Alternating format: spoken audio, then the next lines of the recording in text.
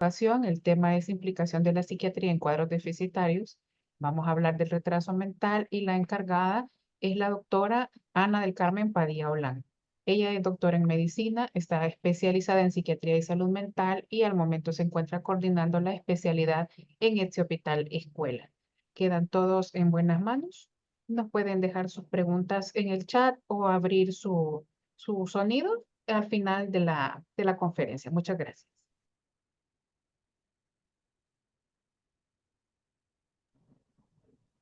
Muy buenas tardes. Como doctora Meléndez mencionó, el tema de ahora es implicaciones de la psiquiatría en cuadros deficitarios. Nos vamos a enfocar más en el retraso mental, ahora también conocido como déficit intelectual o déficit cognitivo.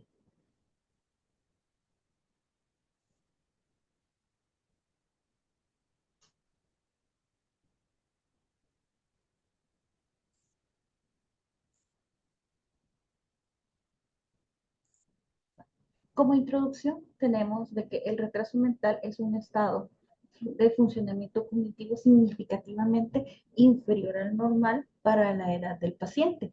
Eso quiere decir de que el funcionamiento de una persona a medida que va avanzando en edad, se van adquiriendo nuevos conocimientos y funcionamientos a la vez. A medida que esto va avanzando, nosotros vamos a ir viendo en los pacientes pequeñitos, ¿verdad? En los infantes, que hay un deterioro o que hay un rendimiento menor al que se espera para la edad del paciente. Y esto se manifiesta durante todo el curso de la vida de estos pacientes y se expresa por un deterioro en las capacidades adaptativas del mismo. El déficit intelectual o retraso mental también tiene su propia clasificación. Esta clasificación la obtenemos de las guías de clasificación internacional de ICD-11, en donde lo clasifica como leve, moderado y severo. Estas clasificaciones vienen dadas por los puntajes que se obtienen de los coeficientes intelectuales en una psicometría. Eh, Aquí nosotros vamos a decir, ¿verdad? El CI o coeficiente intelectual, en el caso de un deterioro o de un déficit intelectual leve, tenemos un puntaje obtenido del 50 a 69 puntos. La necesidad de apoyo en estos pacientes es intermedio o bajo realmente. Ellos pueden llegar a tener un grado académico a sexto grado, por ejemplo, o si se tiene un buen apoyo familiar, un buen apoyo comunitario, escolar, eh, puede llegar incluso a finalizar una escuela con mucho esfuerzo, pero la edad mental de estos pacientes es de 9 a 12 años. Eh, Como habíamos mencionado, ¿verdad? Con el apoyo, necesitan apoyo siempre, es intermedio, pero estas personas son bastante independientes hasta cierto punto, ¿verdad? Pueden trabajar, aprender un oficio. En el caso del nivel moderado, el puntaje de coeficiente intelectual es de 35 a 49 puntos. Ya la necesidad de apoyo es un poco más intensa. Claro, estos pacientes también son bastante, pueden hacer varias cosas, como por ejemplo el cuidado personal, hacer tareas bien dirigidas. También puede estudiar, llegan a tercer grado, con mucho esfuerzo a sexto grado, y el equivalente mental de estos pacientes es de 6 a 9 años. En el caso del déficit intelectual severo, tenemos un puntaje de coeficiente intelectual de 20 a 34. Estos pacientes ya necesitan bastante apoyo, ya en áreas más comunes, como por ejemplo en el cuidado personal, tiene que ser muy dirigido, tiene que estar vigilado prácticamente el paciente con sus tareas, y la equivalencia en edad mental es de 3 a 6 años de edad. Y finalmente, en el déficit intelectual profundo, que es un coeficiente intelectual menor de 20, ya la necesidad de apoyo es para todas las áreas. El paciente básicamente es dependiente de un cuidador y la edad mental es de menos de 3 años. La etiología de los déficits cognitivos tenemos etiología genética, padres, madres, hermanos que tengan antecedentes de retraso mental, de déficit cognitivo, o que no se hayan diagnosticado, pero que se les dificultó el estudio, que no aprendieron. Aquí nosotros lo podemos encontrar. En el caso de los cromosómicos, tenemos las trisomías, el X frágil, entre otros. Los metabólicos a la cabeza, tenemos el hipotiroidismo en el recién nacido. En los casos de etiología biológica, tenemos como por ejemplo la contaminación por plomo, infecciones prenatales, natales, infecciones postnatales o en la infancia temprana, como por ejemplo una infección por meningitis, lesiones, traumas craneoencefálicos, ya sea al momento de nacer o posterior a nacer, asfixia perinatal.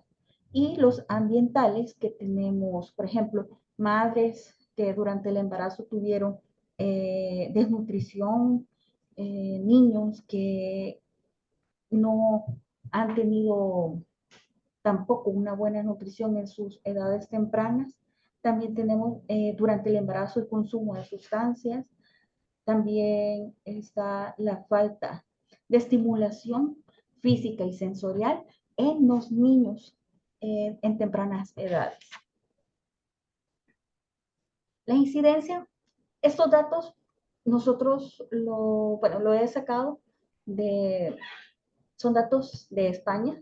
Nosotros acá no contamos exactamente con un dato propio de nuestro país, pero allá en España, por ejemplo, el retraso mental afecta a un 0.5 a un 2.5% de la población menor de 14 años y la prevalencia de retraso mental grave es de alrededor del 0.3% de la población general.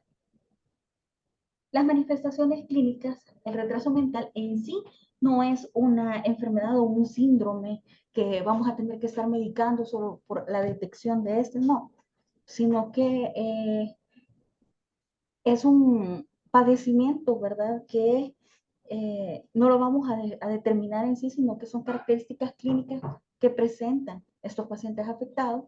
La discapacidad intelectual se va a expresar mediante las dificultades adaptativas en diferentes ámbitos cotidianos.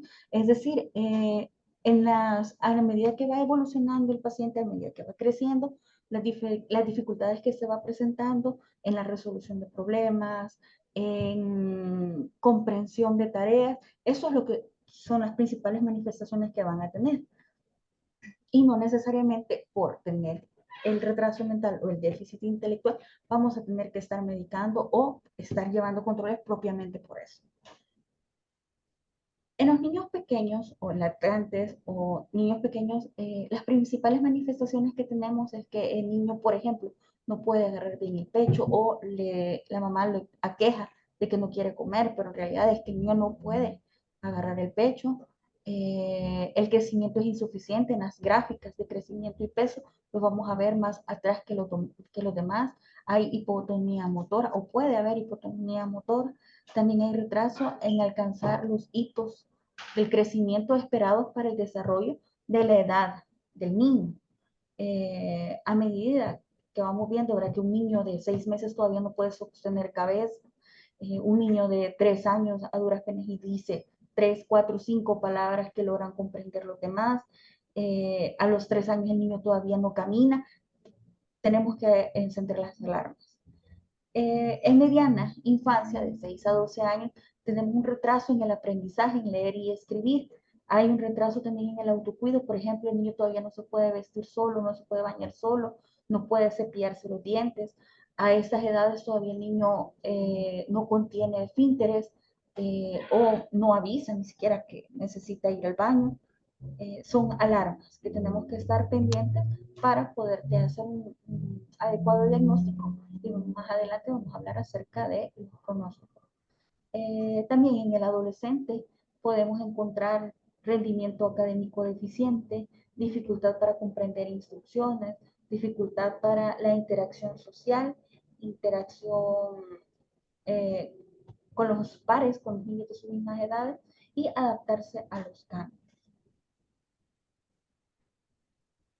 Usualmente quien nos va a llegar a consultar es la mamá y esta mamá nos va a decir de que el niño ha estado presentando dificultades como por ejemplo en el crecimiento, que ya tiene 2 años y uno todavía no camina, porque no camina o porque no habla. ¿Sí? Ahí nosotros tenemos que empezar a hacer todas las evaluaciones completas para ver qué es lo que está pasando con el niño. La mamá del niño o del adolescente eh, manifiesta que tiene dificultad para mantenerse a la par de sus compañeros o de sus mismos hermanitos en las actividades diarias que se consideran normales para su edad. O en el caso de que cuando se va a una escuela saludable, a hacer los controles de niño a alguna escuela o algo, el profesor manifiesta esas inquietudes también, de que se distrae con mucha facilidad, que está en clase, a menudo mantiene problemas o tiene dificultades para completar tareas escolares. También una de las inquietudes que puede manifestar o nosotros podemos detectar es que, por ejemplo, niños de 13, 14, 15 años se mantienen en primero, segundo, tercer grado, no pueden escribir su nombre, no pueden leer, son alarmas.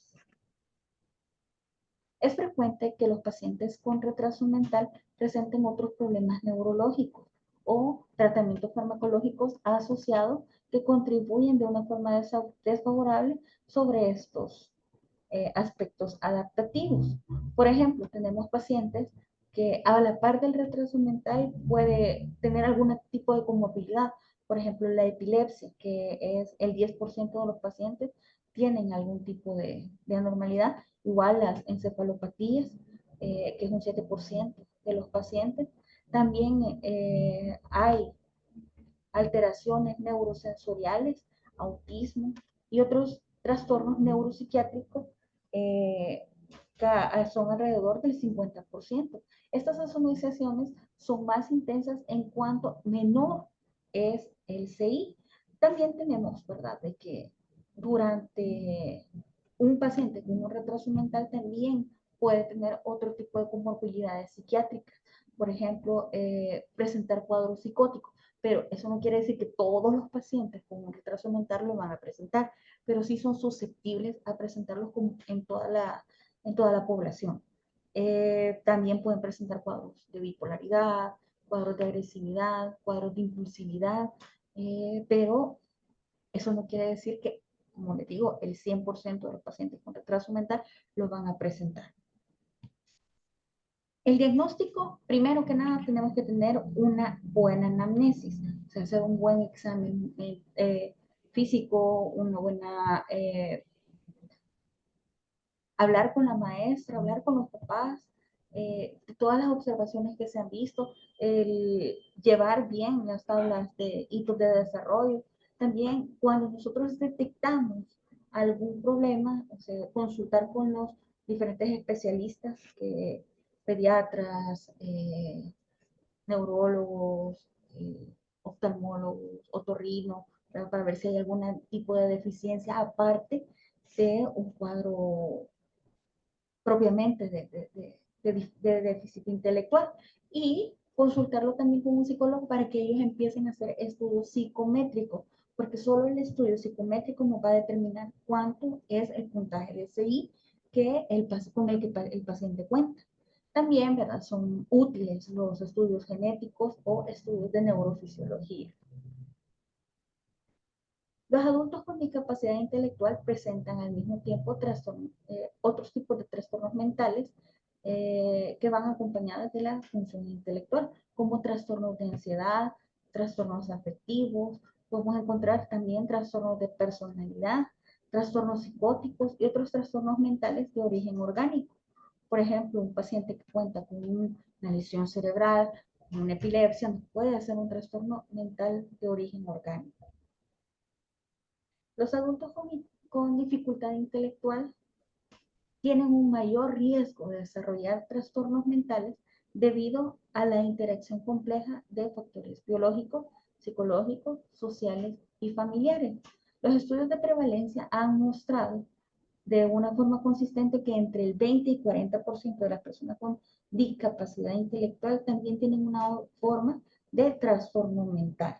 Aquí podemos ver ya los puntajes o los porcentajes que en otros países se han logrado obtener en estudios de discapacidad intelectual, y este 20 a 40% de los pacientes que la presenten pueden presentar cualquiera de la gama de enfermedades que ya había mencionado antes: trastornos psicóticos, trastornos afectivos, neuróticos, personalidad y trastornos orgánicos. Vamos a pasar a hablar acerca del tratamiento. Primero que nada, la discapacidad intelectual no es curable. Eso hay que tenerlo sumamente claro. No vamos a curar a un paciente que ya tiene un déficit intelectual. Por lo tanto, la prevención es esencial y se hace en diferentes momentos. Primero, la prevención primaria, tenemos que educar a, a todos los pacientes. Siempre llevar los controles prenatales, educar a las madres que es esencial, por ejemplo, los controles preconcepcionales, la planificación del nacimiento de un niño es sumamente importante. Podemos planificar, prevenir cualquier enfermedad prenatal, cualquier anormalidad que se pueda generar durante el embarazo que nos pueda conllevar a un déficit cognitivo. Por lo tanto, los controles prenatales y la consejería es vital en esta atención primaria. La prevención secundaria es la detección temprana. Tenemos que estar evaluando al niño para poder así hacerle la atención que necesita y requerir menos esfuerzos ya en edad adulta para que pueda ser lo más independiente posible, lo más funcional que se pueda. Y en la prevención terciaria, ya las medidas dirigidas a mejorar los aspectos clínicos y funcionales del paciente. Ya una vez establecido y se detecta en edad adulta, solo se va dirigido a aspectos clínicos y funcionales. Ya en este caso, muchas veces lo detectamos ya cuando el paciente viene y ya presenta un trastorno, por ejemplo, un trastorno psicótico, un trastorno afectivo, ya que amerita un tratamiento diferente. Continuando siempre con el abordaje terapéutico, tenemos una atención temprana en donde nosotros tenemos que hacer una estimulación temprana. Como vimos, ¿verdad? Uno de los factores ambientales que nos puede generar un déficit cognitivo es que no hay estimulación del niño. Por eso, al momento que nosotros detectamos que hay un déficit cognitivo, por ejemplo, un niño que a los 6 meses no sostiene cabeza o que todavía no gira, podemos entonces detectarlo, mandarlo donde los diferentes especialistas, neurólogos, terapistas, para que se realice una estimulación cognitiva temprana y que el niño pueda desarrollarse lo más que ese cerebrito se va a estimular. También necesitamos un tratamiento psicológico, no solo para el paciente, sino que también un acompañamiento para la familia. Y finalmente, cuando ya se detecta alguna comorbilidad, ya sea psiquiátrica o médica, entonces brindar tratamiento farmacológico. Aquí podemos ver un flujograma de atención. Esto es sacado de las guías del MHGAP. Primero, ¿verdad? Tenemos una evaluación para detectar al paciente con déficit cognitivo. Se tienen que evaluar los indicadores de desarrollo motor, cognitivo, social, de la comunicación y de la adaptación. Para los niños que están aprendiendo a caminar, los niños que están en edades preescolar, si ha tenido el niño alguna dificultad para alcanzar los hitos del desarrollo adecuados para la edad en otras áreas del desarrollo. Eso es súper importante que nosotros cuando estamos haciendo una evaluación de un niño o un adolescente tengamos en cuenta si él aprendió a hablar, a sostener su cabecita, a caminar, a qué edad empezó a hacer sus primeros pasos, a socializar. Todo eso lo tenemos que tener en cuenta. Y para los niños mayores y adolescentes, también si tienen dificultades en la escuela, aprender a leer, aprender a escribir, en el aprendizaje en general, en comunicación o interactuar con otros, en el autocuidado y en las actividades domésticas diarias. Si nosotros alguna de estas consultas o alguna de estas preguntas detectamos que es positivo, entonces podemos empezar con una sospecha de déficit cognitivo. Pero al tener esta sospecha tenemos que encontrar también otras causas. Por ejemplo, tenemos que ver si hay carencias nutricionales, si hay deficiencia de yodo, si hay anemia, desnutrición, infecciones agudas o crónicas, incluido infecciones del oído o por VIH. Si nosotros encontramos algo en estas características positivas, tenemos que tratarlo según las guías IEPI. Y también tenemos que evaluar si hay deficiencias auditivas y visuales en el niño. Si esto también es positivo, nosotros tenemos que consultar con el especialista indicado. En el caso de pediatría, eh, oftalmología, otorrino, y tenemos también un manejo de atención cuando se sospecha un déficit cognitivo. El protocolo de atención de las guías de MHGAP menciona de que se tiene que brindar atención, orientación sobre el bienestar del niño y del adolescente. También se tiene que proporcionar psicoeducación a las personas y sus cuidadores y su formación sobre la crianza, suministrar, orientar y acercar acerca de los trastornos del desarrollo. Se tiene que educar a la familia sobre todo sobre qué conlleva este déficit cognitivo. ¿Verdad? También proporcionar apoyo a los cuidadores. Acuérdense de que usualmente cuando hay un miembro de la familia que tiene un déficit cognitivo, no necesariamente toda la familia lo va a presentar, pero también es común que hay otros miembros de la familia que lo presenten. Pónganse en contacto con profesores o con otro personal escolar, y ellos son de gran apoyo también, porque si vamos a tener que trabajar con una persona o con un niño con un déficit cognitivo, tenemos que trabajar todos, o sea, tenemos que trabajar familia, personal de salud, personal educativo, para brindar toda la estimulación necesaria para acompañar a este niño. También es de ponerse en contacto con otros recursos disponibles, por ejemplo, en la comunidad, servicios de rehabilitación comunitaria. Eh, tenemos como una atención de, el Instituto de Rehabilitación, ¿verdad? También hay que ofrecer información en habilidades a los padres cuando sea factible, derivar a los niños con trastornos del desarrollo a un especialista para una educación adicional, asesoramiento sobre un plan de manejo y planificación familiar, y asegurarse de un seguimiento apropiado con sesiones de cada 3 meses o más frecuentes de lo necesario. Por eso es que tenemos que estimular a ese niño para que alcance un desarrollo mucho mejor a dejarlo. Ya tiene un déficit cognitivo, entonces ya no tenemos que hacer nada. No, ¿cómo no? Sí podemos ayudar. Podemos ayudar. Si el niño, por ejemplo, tiene un déficit leve, podemos hacer una persona independiente dentro de su normalidad para poder ayudarle a que esta persona sea un adulto que pueda trabajar, que pueda funcionar en sociedad y por sobre todas las cosas, todos los trastornos de déficit cognitivo no necesitan tratamiento farmacológico per se. O sea, solo por tener el déficit cognitivo no le vamos a dar tratamiento farmacológico. Se le va a dar tratamiento únicamente si tiene alguna comorbilidad que lo amerite. Si no, no. Aquí tenemos la bibliografía. No sé si tienen preguntas sobre la presentación. Si alguien tiene preguntas, las puede hacer en el chat o solicitar la palabra. Muchas gracias, doctora. Sí, también ya está abierta la opción para que cualquier participante encienda su micrófono. En el chat también tenemos, dice, saludos, buenas tardes, le saluda doctora Nidia Mejía de Uciapopa. No sé si alguien tiene alguna pregunta o algún comentario.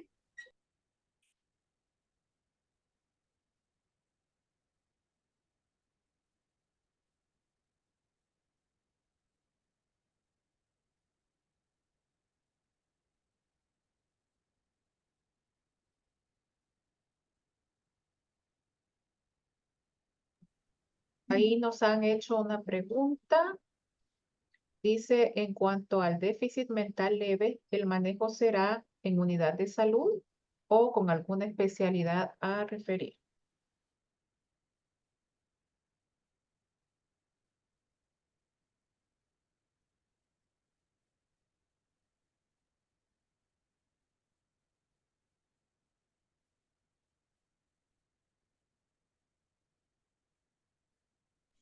El manejo en la unidad de salud sí se puede brindar.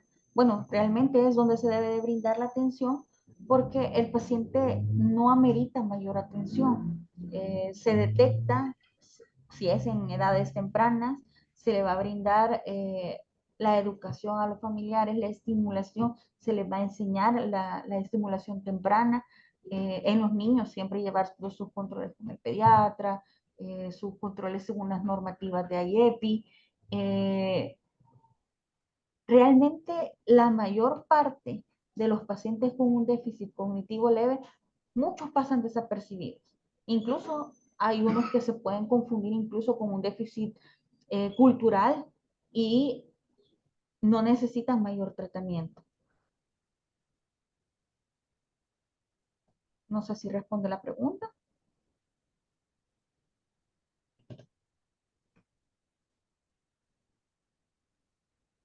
También nos estaban solicitando si se puede repetir el coeficiente intelectual para poder considerar un déficit mental severo. Quiero ver, aquí está la tabla. En el caso del déficit cognitivo severo y profundo es de los puntajes de 34 hacia abajo. El severo es de 34 a 20, de 20 a 34 y el profundo es de menos de 20. En el mismo sentido nos habían colocado ahí el diagnóstico donde se daría o qué gráficas se podrían utilizar, más que todo porque hay unidades de salud con médicos en años social. La normativa IEPI tiene sus tablas, si no me equivoco, las tablas de crecimiento, las tablas de hitos del desarrollo, a medida que nosotros los vamos viendo y se va cumpliendo todos los hitos del desarrollo, vamos viendo que es un desarrollo normal del niño.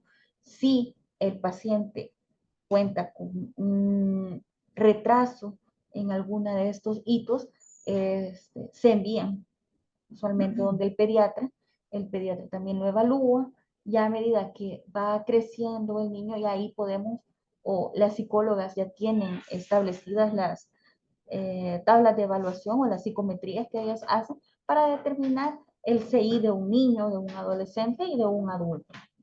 Pero sí es psicología quien brinda este valor.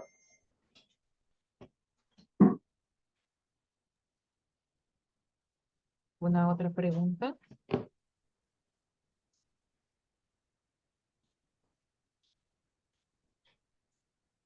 En ese sentido, también apoyar un poco, voy a dejar ver, también apoyar un poco lo que doctora Padilla nos viene comentando. En los temas anteriores también les hemos venido insistiendo, es que es muy importante que ustedes sepan a dónde tienen su unidad comunitaria especializada, dónde está su psicóloga más cercana para poder derivar a estos niños a los cuales ustedes les hayan llevado su control de niños sanos, se los hayan llevado a consultar y ustedes ya le encontraron esas manifestaciones que la doctora nos compartió esta tarde. Entonces ustedes se lo refieren a la psicóloga para que le haga la medición y ella puede pues ya decirles a ustedes en qué nivel de déficit están para que tomen la mejor decisión posible. No sé si alguien más tiene alguna otra duda o ya han tenido casos parecidos que ustedes hayan sospechado un déficit cognitivo que nos quieran compartir.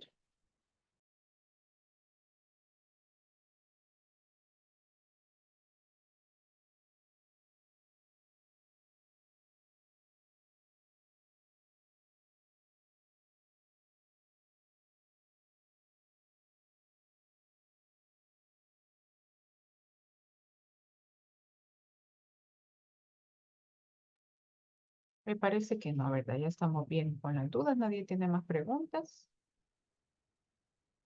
Yo creo que no, doctora, estamos bien.